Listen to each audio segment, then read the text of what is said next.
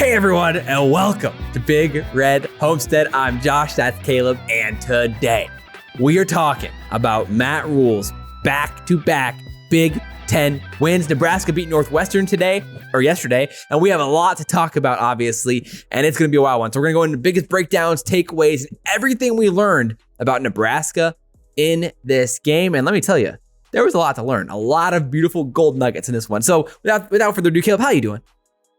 Man, I'm doing great. Can't be understated how big every single Big Ten win is at this point. Every Nebraska's single win is so important. Baby. We're 4-3 the first times like 2019. So we're above 500. Got our head above water for the first time in a while. Big Ten West midway through the competitors. Season. Yes, we are very much in the hunt for the Big Ten West. It's just crazy. It's what a time. Matt Rhule, our defense is looking real nice. Our offense still trying to figure it out. But again, a win's a win. And I think I speak for everyone when I say when we barely had the lead, the PTSD that I've experienced of, oh no, we're gonna lose, that had kind of faded away, where I'm like, I think we're gonna pull this one out. Right? I had some confidence going into the fourth quarter, and I think it's a weird feeling. Of other fans too. So again, this is a really good thing to build off of. Again, it's not hopeless anymore. And again, there's a lot of games that, again, we can continue to win if we continue to build week after week and get better. I can't wait. Just saying. Assuming Minnesota and Wisconsin lose to Ohio State, Nebraska controls their own destiny in the Big Ten West. Yeah. So, you never know. You never know moving forward. Obviously, Rhule is building something really interesting. So let's just start here, the broad takeaways. I mean, first of all, over the last 5 years, these are the types of games, the Illinois game, the Northwestern game, that Nebraska literally never won. Get sucker punched. It was right after a win. Bam. Yeah, especially this game, right after a road win in Big Ten, coming home in a game where you're favored by more than 10 points. Almost always we saw Nebraska play way below expectation at the least and usually lose. So just that alone is a sign that Rhule's building something in the right direction and that we're seeing some changes internally. I mean, considering how many of these players are still Frost guys and the turnarounds we've seen. I mean, we were literally talking about it before we recorded, like the turnaround with Tommy Hill and how effective he's been. It's insane. Yeah, again, guys that you just didn't think were going to be able to turn around is just signs of good coaching, and that's really healthy and growing. Because Tommy Hill, we literally moved him from DB because we thought he was hopeless. I mean, he was to wide receiver. He made Nebraska worse when he was on the field. Like if he was on the field, you're like, oh no, like we're in trouble. And now he's a legit playmaker. Good.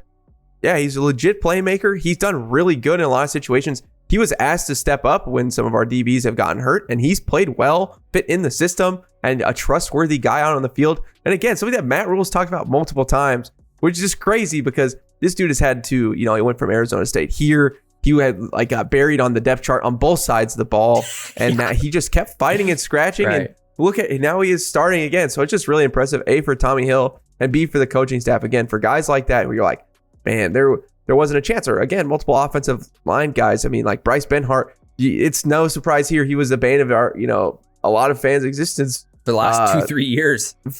On just giving up. I mean, there's multiple plays where he just didn't move after the ball was snapped, or just easy fixes, and he's played a lot better.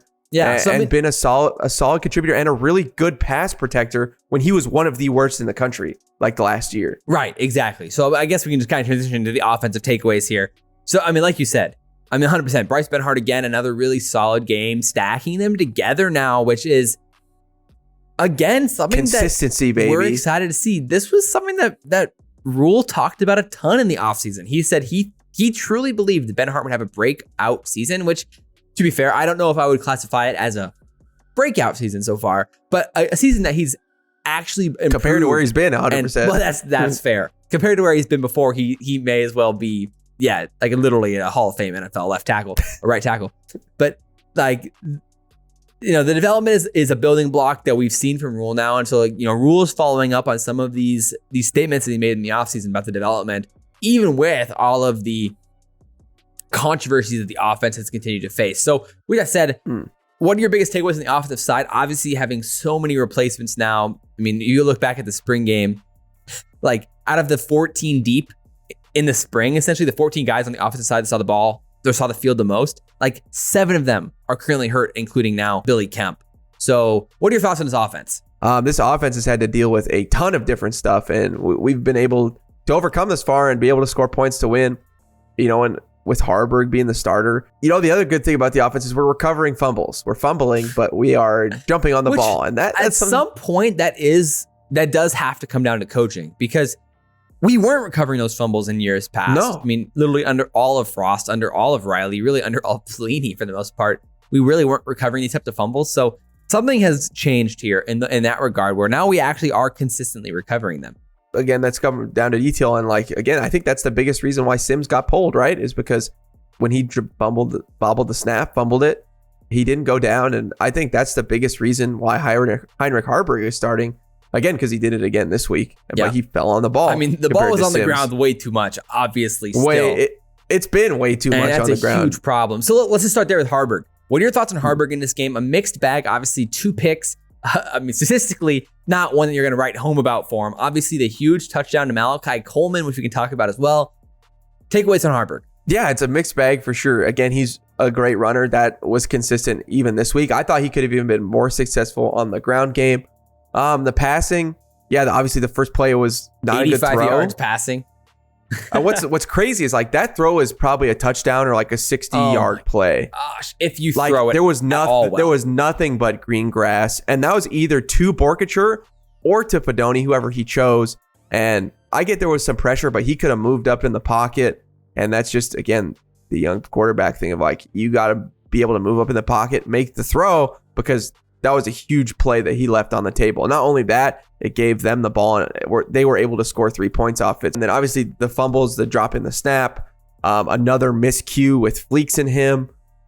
Those things, again, we got to get those cleaned up somehow at some point if we want to continue to win. You find the deep ball downfield. He rolls out on the third down, has that beautiful play on third down where he steps back behind the line of scrimmage and makes the play. And so you see the flashes of brilliance. But man, it is so hard to deal with when you have a guy who's literally just blowing passes like that on the first play of the game. It's really tough to deal with. So I think it put a bad taste. But again, he does enough to win, right? We did enough to win. Right. And he's not we turning made the ball some good over drives in the crucial moments in the fourth quarter like we used to do in the past. Yeah, we were able to make drives and get something going in the fourth quarter. And obviously, I mean, the Malachi Coleman touchdown. And you have a closer type of play in the fourth quarter, actually. Yeah, that was exciting. A big game-sealing moment. Yeah, it didn't relieve pressure, but it gave us more cushion to make more mistakes. Allowed our defense to keep playing as aggressive as it was. And there's a lot of good things. I think Emmett Johnson was another highlight. He just kept looking good for us on his runs. He was ripping off a lot of big yardage plays.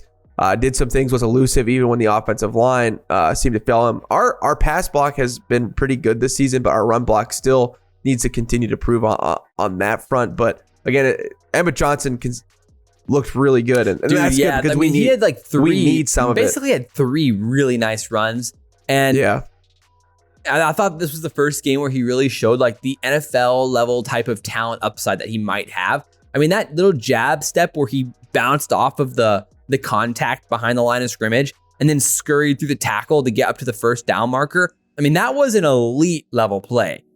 NFL caliber type of athleticism and balance there. Over time, we are consistently developing that, every single snap, every single carry. Suddenly you could have an NFL level player there. So again, this was a game where I thought we saw on both sides of the ball. 75 yards on, less than 15 carries, that's right? Good. With a long of 24. So there was some consistency there. But I thought this was just a game overall where we saw the NFL flashes from a lot of these guys that we have not been seeing in past games or especially past years. There was a lot of good takeaways, even though the game was only an 8-point game and there were a lot of struggles on the offensive side. So like you said, Emmett Johnson was definitely a plus.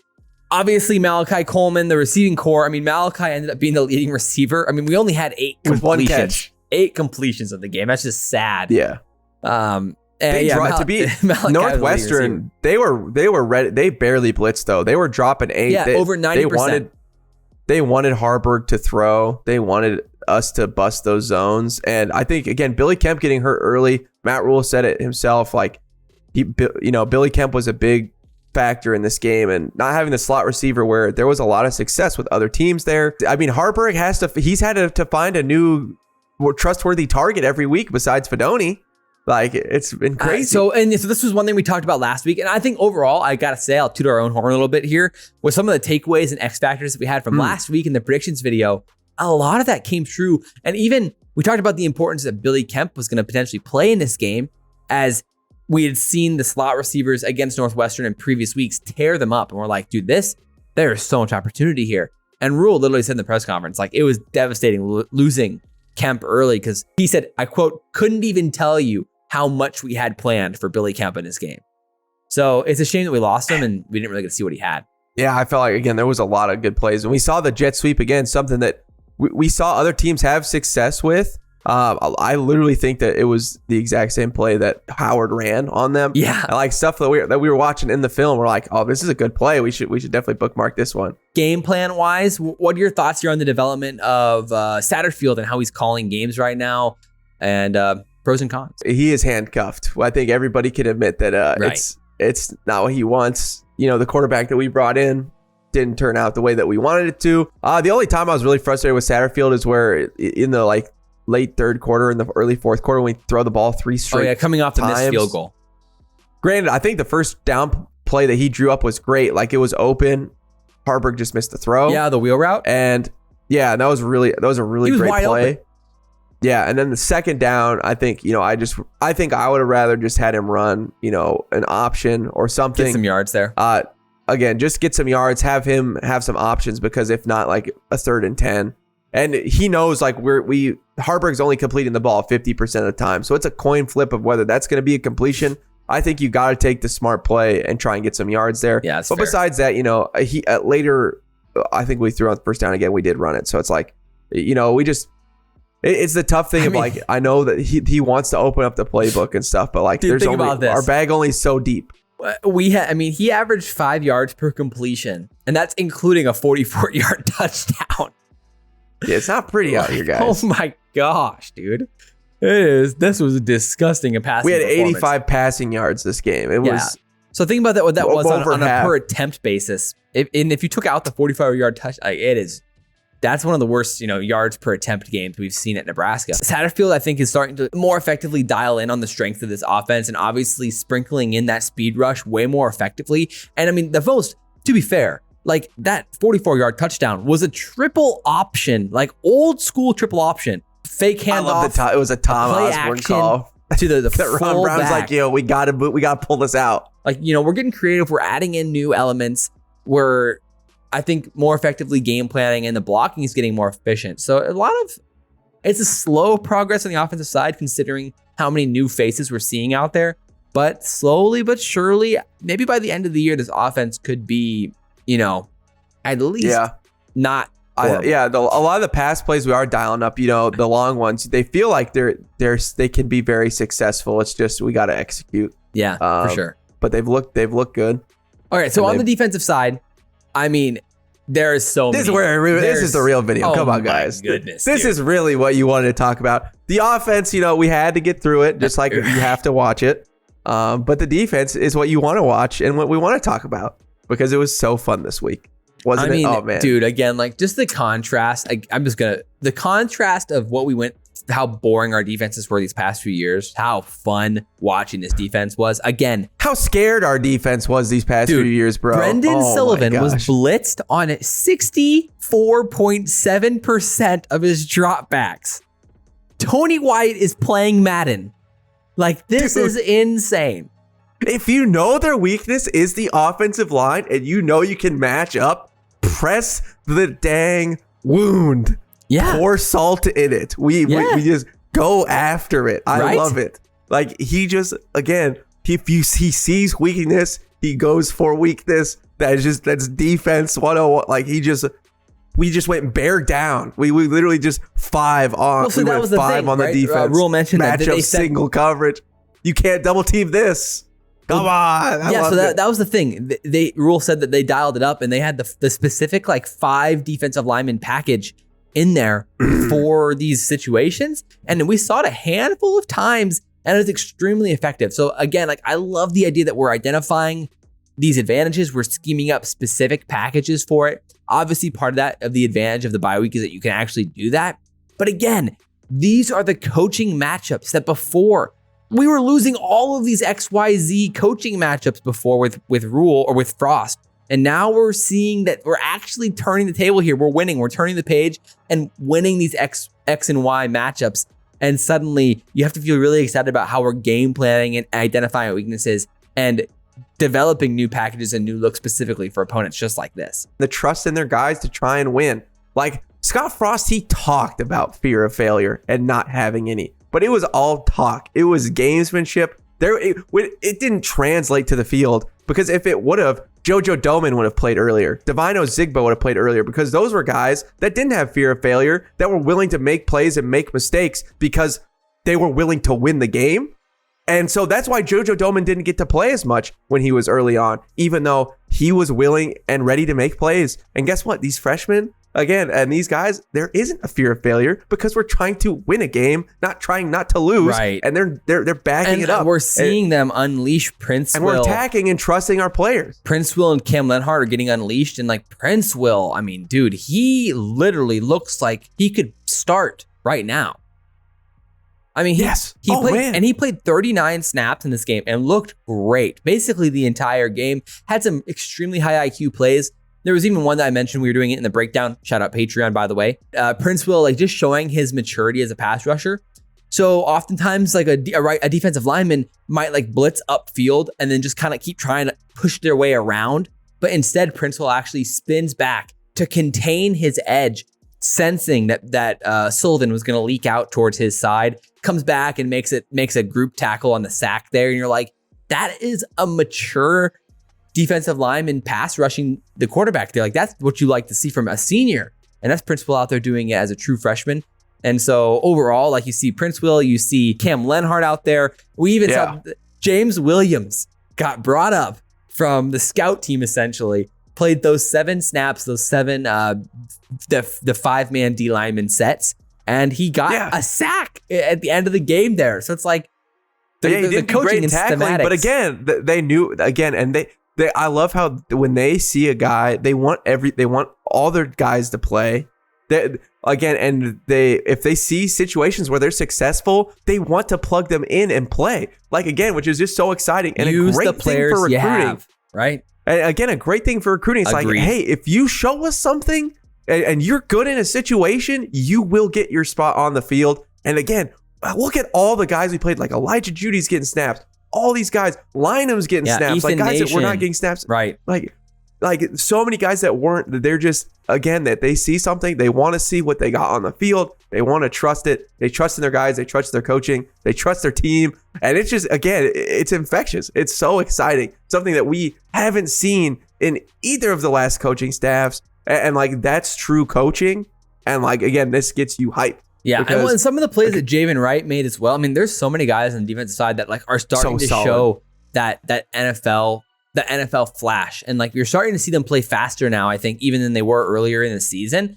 And maybe that's part of the whole Rhule. Gifford's a great example of that. Right. The Rhule let unleash them narrative that he had during the Illinois game. And I think that actually is starting to show now with how much speed some of these guys are playing with. I mean, Javen Wright, it's like, for example, even on the play where he blew up the screen pass, it was like 3rd and 24 or something. But Javen like stripped away the block and got in the flat and just blew up the screen pass. And like on paper, you're like, it's an incompletion on 3rd and 20 or whatever. But in the long run, those are fundamental NFL plays that you recognize the screen, you got to make the play. And like, we just weren't crossing our I's and dotting our T's over these last 5 years on the defensive side. Never. And even when we make mistakes, and like the Malcolm Hartzog situation, he gets burned. And crazy enough, again, shout out the film reviews last week on the Patreon. We did say we this. literally said that Kurtz, Northwestern's wide receiver, his only route where that he's actually filthy on is like a fake dig, a dig fly, basically a stop and go. And he burned, I can't remember who it was, a few weeks ago. He had a huge play. And maybe it was a Minnesota game. They had a huge play downfield. They scored the touchdown on it. Because when they came back, it was the exact same thing. Except against Minnesota, it was an inside dig. This time it was an outside dig. It was fake. Out, yeah. And it literally worked. We're like, that is literally the same thing that happened. It was crazy. But but like on those types of plays where even we get burned, It seems like we're just making the extra effort, the little and we bit did it. extra Malcolm reach. chased down the guy, and then that would have been a touchdown in most of our eras in these last 10 years. But guess what? He chases him down, and then we get him, and we hold him to a field goal. And that's a big play. We don't give up on the plays, and we're seeing that. And then because we don't, our defense has more opportunities to make plays. Right. And again, it's just very exciting. Like, we're just not giving up. It's just mind-blowing because it's, again, that's all I want. There isn't the obvious NFL stud in this team yet. Again, down the road, will some of these guys be NFL players? I think they will. Cam and Prince will probably. Right, and maybe some of the other linebackers who stick around. But and maybe some of the young guys, like secondary guys too. For sure. I agreed. Yeah, I mean, of course, like any of those secondary guys could be. And like, will Quentin Newsom get drafted? Maybe. But he isn't by no means a top 3 round NFL draft pick. We have no studs. Where like you look at, the Iowa teams of the past or some of these other, Minnesota teams that had like first round draft picks in the secondary, or like even this year with Minnesota. First round draft picks in the secondary. We have no Tyler Nubin. We don't have Tyler no equivalent Nubin of that.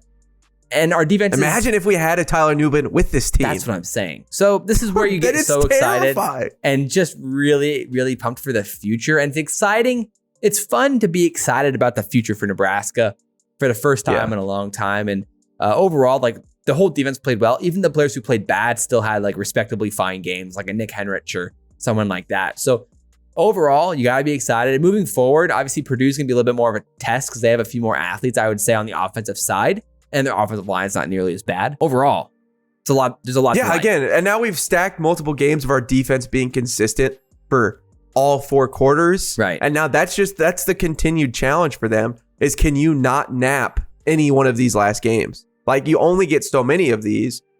Like, can you finish? Can you continually finish out this season? Because that's the difference of going to a bowl game and winning or losing these games for us. And I think there's more for us.